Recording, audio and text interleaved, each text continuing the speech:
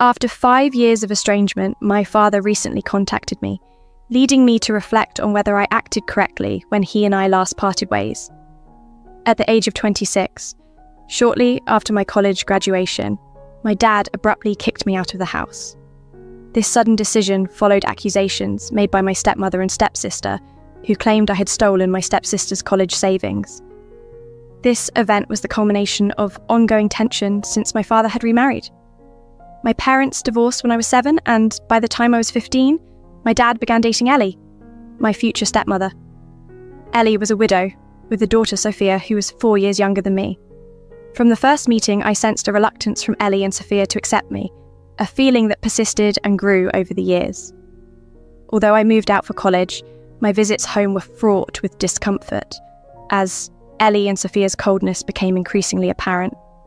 My father, however, believed they harboured no ill feelings towards me, which only deepened the divide between us.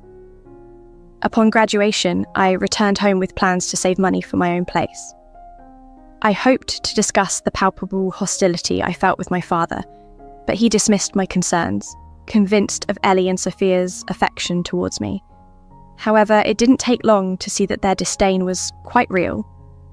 Matters escalated when Ellie and Sophia accused me of a grave misdeed. After a day spent house hunting to escape the toxic household atmosphere, I returned home to a grim scene. My father, clearly upset, immediately ordered me to leave, accusing me of stealing Sophia's college fund, an accusation that Ellie amplified with vehement accusations, falsely claiming I had misused access to a financial account meant for emergencies.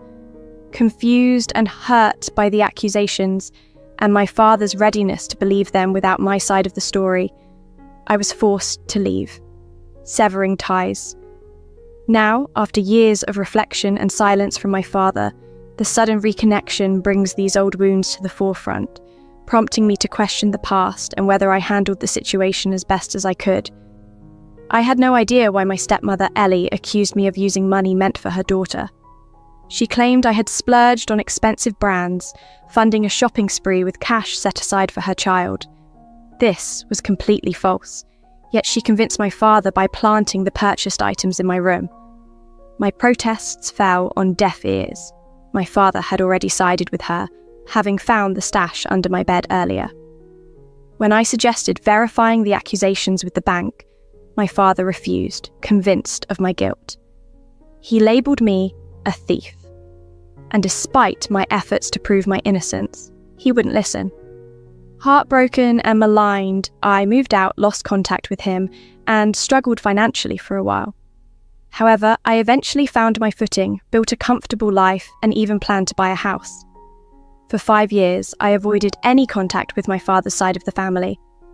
During this time, my mother supported me, having severed ties with him for his treatment of me. Then, unexpectedly, my father showed up at my new home, seeking forgiveness. He had finally learned the truth. Ellie had concocted the whole scenario to cover her misuse of funds meant for her daughter's college. She had bought lavish items for herself and her daughter, then framed me to make my father pay for the expenses, fearing he would see her as a gold digger. Recently, after a dispute with her parents, they revealed everything to my father, exposing Ellie's manipulation. Now, understanding the full extent of her deceit, my father was asking for a chance to make amends. It turned out that my stepmother had been using me as a pawn in her scheme to secure her financial future without exposing her own extravagances. My dad had recently told me that he had filed for divorce from Ellie a few weeks ago with the assistance of his old lawyer. Now, he was looking to mend our relationship. During our conversation, he mentioned that he knew one of my friend's fathers was a well-respected divorce attorney.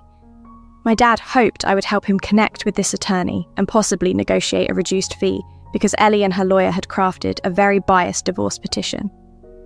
He seemed to believe that an apology might smooth things over, and then he could ask for my help as if nothing had happened between us. The audacity of his request left me so flabbergasted that I couldn't help but laugh before firmly closing the door on him. The idea that after everything he would simply expect me to assist him was absurd to me.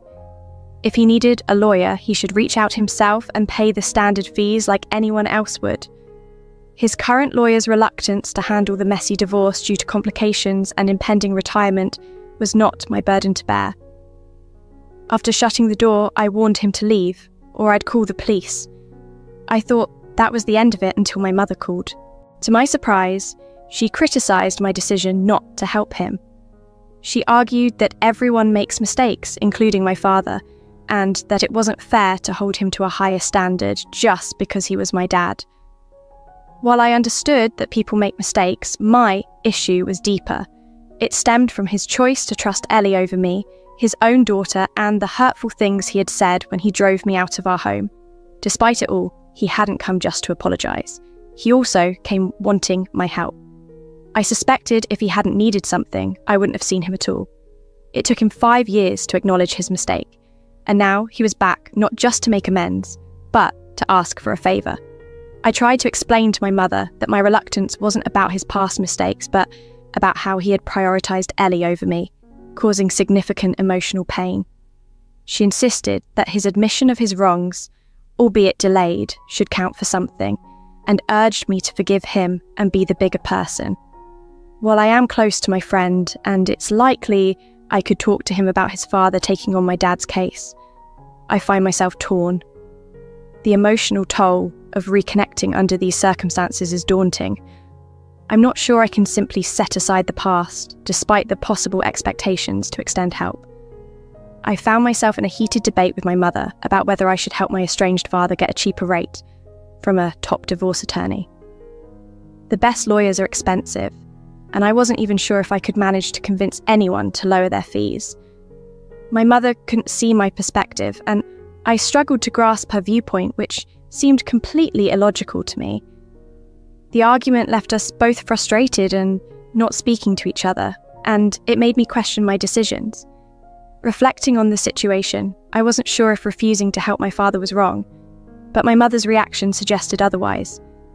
I felt torn, wondering if maybe I had made a mistake. After some thought and seeing comments from others, I've decided to distance myself from both my parents. It's clear that I owe my father nothing, especially since his apology came so shortly after he realised the truth, indicating he likely wouldn't have reached out if he didn't need something from me. As for my mother, I am puzzled by her sudden support for my father after years of silence between them. During our last conversation, she mentioned that my father had contacted her, tearfully trying to reconnect, which is uncharacteristic of him as he rarely shows his emotions. This was enough for her to listen to him, which led to her finding out about his attempt to apologise to me. Despite this, she claimed they hadn't been in contact for the past 5 years, which I find hard to believe. The whole scenario has made me realise that perhaps my mother doesn't understand me as well as I thought. If she truly knew me, she wouldn't have expected me to forgive my father so readily. For now, I've resolved to keep my distance from both my parents. It's been easy to avoid my father since I've been doing it for 5 years, but distancing myself from my mother will be much harder. She has been my main family connection for years, and losing that bond pains me. I plan to give her a week to reflect and possibly apologise for her reaction. If not, I'll have to accept that my relationship with her may be another casualty in this ongoing family strife. It's a tough situation, but there's not much more I can do. I need to protect my own emotional well-being and move forward with or without their understanding. I've given my mother a week to reconsider her stance and potentially apologise. If she can acknowledge where she might have misunderstood me, that would be wonderful. However, if she doesn't come around, I'm facing the heart-wrenching possibility of having to sever ties permanently. The thought alone is deeply upsetting, but I must prioritise my own well-being. Before the week was up, my mum reached out not with an apology, but with a request to visit and talk things through in person. Hoping for reconciliation, I agreed. When she arrived, she initiated the conversation by admitting she might not have fully tried to understand my perspective during our last discussion. Encouraged, I repeated my feelings, hoping it would pave the way for her apology so we could put this behind us. However, instead of apologising after hearing me out, she suggested I have the same discussion with my father. She believed that if I could explain myself with composure, it might help mend things. She reminded me that despite his mistakes, believing I had misused Ellie's money, he had protected me from legal consequences, which, in her view, showed he still cared. She pressed that I should at least offer him an explanation, insisting I was raised to be kind and understanding. I was disheartened and told her that she really didn't know me as well as she thought. I felt no obligation to forgive or explain anything to my father, given his past actions. I was hurt that she hadn't apologised for her part in this and told her I would only be willing to communicate further if she was ready to genuinely apologise. As our conversation became more tense, she became visibly nervous and admitted she couldn't leave without fulfilling a promise to my father to persuade me to talk to him. She pleaded with me, saying that families should be there to forgive each other, and it would be tragic to live otherwise. I dismissed this as empty rhetoric and asked her to leave, upset that her visit was more about fulfilling her promise to my father than genuinely repairing our relationship. In that moment, she finally expressed sorrow, realising perhaps too late that her approach might cause her to lose me. Her apology seemed tied to her obligations to my father, rather than a sincere understanding of my feelings. This realisation only added to the complexity of our situation, leaving me to navigate these turbulent family dynamics while trying to protect my emotional health. I felt a deep sense of betrayal from both my parents, but part of me still thought that, as my parents, perhaps I should forgive them. They had, after all, done many things right in the past, and that should count for something. But when my mother tried to use this reasoning to justify her actions, it felt ridiculous to me. I confronted her about making promises to my father that she might not keep, stressing that it wasn't my job to help her fulfill these commitments. The conversation escalated when she admitted she couldn't leave because my father was outside, waiting in the car, hoping to be invited in. This revelation was the last straw for me. I had explicitly told her I didn't want to meet him, yet she disregarded my wishes, thinking she could persuade me otherwise. My frustration boiled over into anger, and I couldn't hold back my emotions. I yelled, telling her she was a terrible mother and declaring that I was done with her. Despite her tears and apologies, my mind was made up. The argument dragged on for about 15 minutes before she finally left, and as she did, I warned her that any return visit from her or my father would prompt me to call the police. After she left, I even considered speaking to a lawyer about obtaining a protective order against them. Then, out of nowhere, another unexpected event unfolded today that added to the chaos. I was enjoying a day off at home, planning a quiet day, when Ellie and her daughter Sophia appeared at my doorstep. Initially, I was ready to send them away immediately, and even started to dial the police. But Ellie quickly interjected, insisting she wasn't there to cause trouble, but rather to reveal some truths about my father, and explain why my mother had suddenly sided with him after years of silence. Her presence was as unpleasant as ever, and initially I had no desire to hear her out. Yet, something she mentioned about my mother caught me off guard and piqued my curiosity. Reluctantly, I listened as she stayed outside, refusing even to enter my house. Ellie shared that a couple of weeks ago, her parents had disclosed some critical information about the incident that had happened 5 years ago to my father, which sparked a series of unexpected revelations and confrontations. This twist in the story was surprising. I hadn't anticipated Ellie, of all people, would come forward with information potentially explaining recent tensions and alignments within my family. Her news was unexpected, complicating my feelings about the family dynamics I thought I understood. Ellie revealed that she had stopped sending money to her parents because my father was no longer giving her the kind of financial support she wanted. She had grown too greedy, and when the funds dwindled, she started investigating. Her snooping led to a shocking discovery. My dad was having an affair with my mother, and she suspected he was stashing money in preparation to leave her. Determined to not be left empty-handed, Ellie decided to stay with him, planning to initiate the divorce on her own terms eventually. However, my dad uncovered her plan, sparking a massive fight that exposed their true motives to each other. Under normal circumstances, my dad could have easily divorced Ellie without much loss, but his own infidelity complicated things.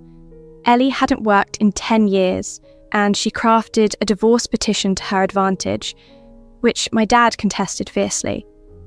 Ellie told me all this because recently, my father had threatened her during a phone call, warning her that I was supposed to connect him with a powerhouse divorce attorney, which would leave her in a disadvantageous position. He was bluffing, but Ellie, fearing the worst, decided to tell me everything. I was stunned by these revelations, but they explained my mother's odd behaviour and sudden alliance with my father. After sharing the details, Ellie left it up to me whether I wanted to assist my dad or not. For once, Ellie had actually been useful to me, and I was oddly grateful for her honesty. But this was the final straw with my parents. I couldn't believe my mother had tried to manipulate me into giving my dad another chance for her own selfish reasons. My parents were truly suited for each other, and I was better off without them in my life. I'm living on my own and genuinely enjoying the peace. Occasionally, I miss my mother, but I quickly remind myself of her betrayal, which makes it easier to cope with her absence. I've heard through relatives that my dad and mum are back together and that his divorce with Ellie was finalised a few weeks ago.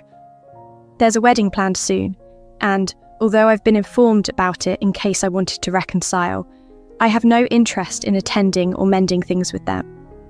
Life on my own has been fulfilling and peaceful.